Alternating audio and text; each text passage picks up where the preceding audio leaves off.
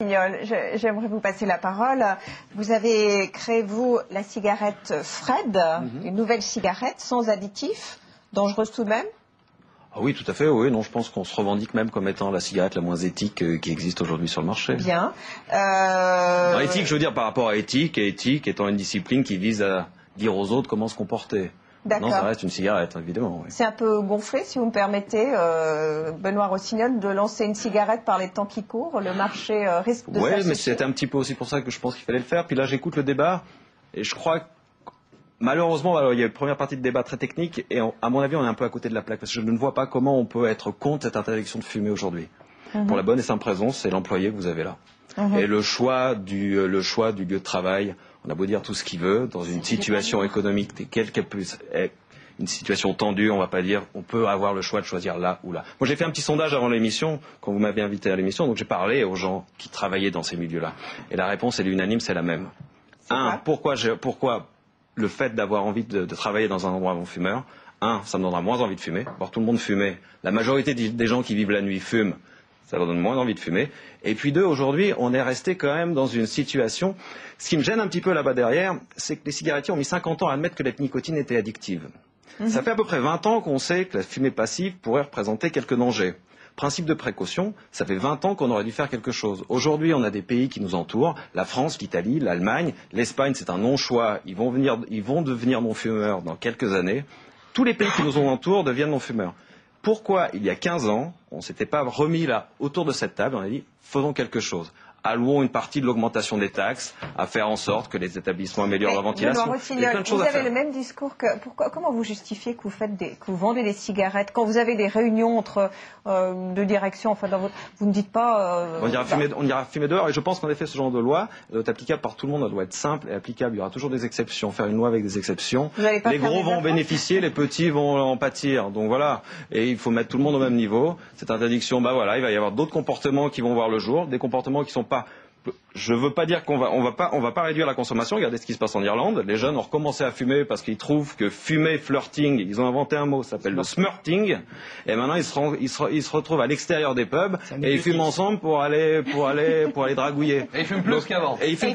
Voilà. Donc les effets sont pas forcément les mêmes. Maintenant, l'effet pour, je répète, l'effet pour l'effet pour la personne qui travaille dans l'établissement, il est indéniable. Nous, on travaille avec des établissements publics. Il y a Vitamix à Genève. Moi, je les cite parce qu'ils l'ont fait. Il y a d'autres établissements à Lausanne aussi qui ont décidé de rendre leurs endroits non fumeurs et des clubs. Je ne parle pas de restaurants, je parle d'endroits où on a un verre à la main, une clope de l'autre, et on se trémousse sur la piste de danse. Ils ont décidé de rendre ces endroits non fumeurs. Et ils ont investi de l'argent pour faire une salle à l'étage, c'est de l'argent en plus, pour faire une salle à l'étage où ils vont mettre les fumeurs. Ils les ont pas bannis, ils vont les mettre quelque part. Il y a tout de même juste une précision, parce que j'aimerais vous proposer aussi un reportage que nous avons tourné à Lyon, auprès d'un restaurant où le restaurateur a le discours de liberté qu'on n'a pas entendu beaucoup ce soir. Juste une précision, ce que disait Monsieur Rossignol. Est-ce qu'on est certain que si l'on interdit dans les cantons romans la cigarette dans les lieux publics, la consommation va baisser? Alors, aucun doute là-dessus. Notamment une étude de British Medical Journal il y a maintenant 4 ans qui montre qu'on a une diminution de 4 à 5% de ce qu'on appelle la prévalence de la proportion des fumeurs dans les entreprises qui sont mis dans les lieux, un lieu de travail sans fumer. Donc il n'y a aucun doute. Je veux dire, tout le monde est gagnant. Les seuls perdants, c'est l'industrie. C'est les seuls perdants, cette histoire. Tous les autres y gagnent. Je ne veux pas rentrer dans une querelle de chiffres. J'aimerais simplement dire qu'il y a 4 ans, il n'y avait pas d'interdiction de fumer en Irlande. Donc c'est une étude qui se réfère à des mesures volontaires dans les entreprises et pas à l'effet. C'est simplement pour rétablir la vérité ici. Donc en Irlande, on ne sait pas s'il y a une baisse de la consommation. D'après l'Office national de la statistique irlandais, sur les 18 mois qui ont suivi l'entrée en vigueur de la consommation, il n'y a que 1,3% de fumeurs en moins en Irlande. Moi, ce que j'aimerais préciser ici, c'est purement factuel. C'est toujours ça. Par rapport à l'ampleur de la mesure qui consiste à interdire de manière absolue, on peut se demander si le rapport coût-bénéfice je dirais, la peine. C'est vaut la peine. Si je peux me permettre de terminer, Monsieur Cornu, ce que j'ai à dire, j'aimerais aussi préciser ici, parce qu'il est important qu'on parle des faits, qu'à part l'Irlande, en France, vous pouvez avoir des fumoirs. Ensuite, c'est le choix, bien sûr, des établissements de décider de les mettre en œuvre ou pas. En Allemagne, c'est exactement la même chose, sans parler de l'Espagne, qui a une solution, je dirais, peut-être encore plus libérale. Non, ce que je veux dire ici, c'est attendez, il y a quand même des pays où l'interdiction est totale, l'Angleterre, la Norvège, le Royaume-Uni et l'Irlande sont les pays dans lesquels il y a une interdiction absolue, mais les autres pays d'Europe, il ne faut pas dire qu'ils ont introduit une interdiction absolue. Donc ça, c'est juste important de préciser que factuellement, il y a beaucoup de pays d'Europe dans lesquels on peut, si l'exploitant le souhaite, mettre à disposition des fumeurs, sans les ostraciser, un environnement qui préserve les non-fumeurs de l'exposition à la fumée. Et je crois que c'est un élément qui est important ici. J'aimerais vous montrer un reportage que nous avons tourné, que Guy-Olivier Chappuis a tourné à Lyon. Vous savez qu'en France, évidemment, c'est interdit, avec des exceptions, avec des fumoirs. Et un restaurateur tenancier de bistrot de Lyon a décidé, malgré tout, de braver les interdictions, en dépit des amendes, en dépit des menaces de fermeture. On va voir ce reportage et vous allez pouvoir réagir. Ici, en plein cœur du vieux Lyon, on ne l'appelle plus que le café qui dit non. Depuis le 1er janvier, le bar 203 est devenu le symbole de la résistance à l'interdiction de fumer dans les lieux publics. C'est une opération de résistance à une loi qui me semble liberticide, mal adaptée. Les cafés qui sont un symbole national de cohésion, de rencontre, d'échange, eh bien, au sein même de ces cafés, une espèce de discrimination, de stigmatisation s'est installée. Un peu artiste, citoyen provocateur, le patron du 203 n'en est pas à son coup d'essai. En 2000, il avait ouvert l'un des premiers bars pour non-fumeurs. Son Graal, faire cohabiter fumeurs et non-fumeurs. Je suis un garçon qui est déterminé. Je ne rentre jamais dans quelque chose sans être sûr d'en sortir. Et je ne veux pas en sortir avec une victoire sur l'État, mais une victoire sur les hygiénistes. En même temps, on a quand même la liberté de vivre, effectivement dans le respect, mais nos cafés sont des lieux privés. Personne n'est obligé d'y rentrer. Personne ne pousse quelqu'un dans un café à venir respirer la fumée des autres. Je n'appellerais pas ça forcément une opération de résistance, c'est juste continuer à vivre comme on vivait avant. Je suis pas en train de résister contre quelque chose, je suis en train d'assumer ce que j'ai toujours fait. Je pense qu'il faut résister parce que c'est aussi, on va dans un système où on veut un peu trop réguler la vie des gens et là ça commence à plus aller, là on commence à toucher à des libertés fondamentales à mon avis. On retrouve pas mal de gens sympathiques dans ce bar, il y a une vraie communion qui est en train de se passer.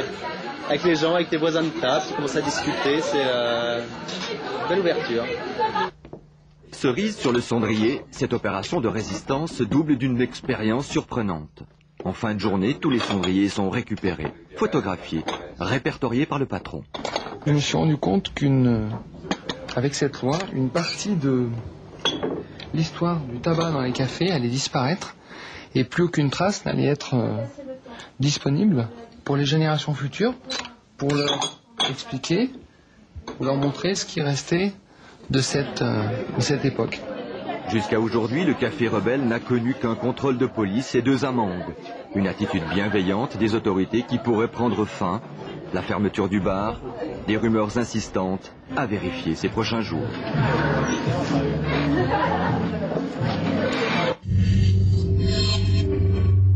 Voilà, alors ce discours des libertés, de la résistance, Benoît Rossignol, ça vous parle ou... Oui, bon, il y a toutes les télés du monde qui se sont focalisées sur cet endroit-là, donc il n'y en a qu'un en France. Bah, il y en a une de plus. Voilà, toutes les télés du monde, c'est peut-être beaucoup. Non, il y a beaucoup. Ce que je voulais dire par là, c'est que c'est vrai, on aurait pu, il y a 15 ans déjà, admettre que pour notre certaine plage horaire, on ne fumait pas, on fait en sorte qu'une cohabitation arrive. Aujourd'hui, socialement parlant, quand on regarde la société, quand on l'écoute autour de nous, je crois qu'on est allé trop loin, il y a eu trop de non-dits à ce niveau-là et on ne va pas échapper à cette interdiction de fumer. Je le déplore, sachez que je le déplore énormément et je pense qu'il faut plus avoir un débat de société aujourd'hui. On est plus dans une logique de suppression plutôt que dans une logique de gestion du risque. On parle de risque tout le temps, on n'a jamais vécu aussi longtemps. Donc derrière tout ça, il y a peut-être quelque chose, la société devrait peut-être se poser quelques questions. Mais aujourd'hui, parce qu'il n'y a pas eu ces efforts de ventilation, ces efforts d'accorder des plages de répit aux gens qui travaillent dans ces établissements, moi je regarde, je ne peux pas être contre cette interdiction. Il y a des gens qui travaillent dans ces établissements, ils ont le droit d'être protégés. C'est le principe de précaution. Voilà, principe de précaution. Il y a un risque, et ben il faut que ça soit le même pour tout le monde. Les milieux de la prévention, un allié inespéré. Non, mais non, parce que alors là, attention, non, pas du tout. Je suis justement pas une stratégie de suppression. Là, on a souvent une stratégie de suppression. Dans ce cas-là, le but final, c'est d'interdire la cigarette.